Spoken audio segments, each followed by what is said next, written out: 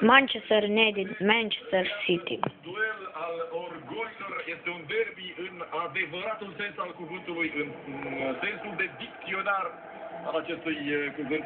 Astfel încât ne așteptăm la un meci de zile mari. Am văzut și distribuțiile pe care le trimit în teren. Cei doi antrenori, Sir Alex Ferguson cu De Gea în poartă, Rafael Rio Ferdinand, Phil Jones și Patrice Evra în defensivă, Carrick și Giggs în mijlocașii centrali, Young și Welbeck în flancul, Rooney în spatele lui, Van Persie. 16 meciuri au jucat împreună ca titulari Wayne Rooney și Robin Van Persie.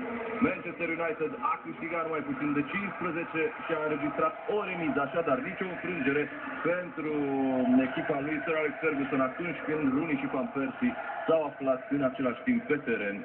Îl vedem pe Vincent Kompany, capitanul celor de la Manchester City, formula trimisă teren de Roberto Mancini, este cu Joe Hart în poartă, apoi Zabaleta, Kompany, Nastasic și Gael Clichy în linia de fund. În fața lor, Turea Ia și Gareth Barry, apoi James Milner, David Silva, Samir Nasri, în față argentinianul Carlos Tevez.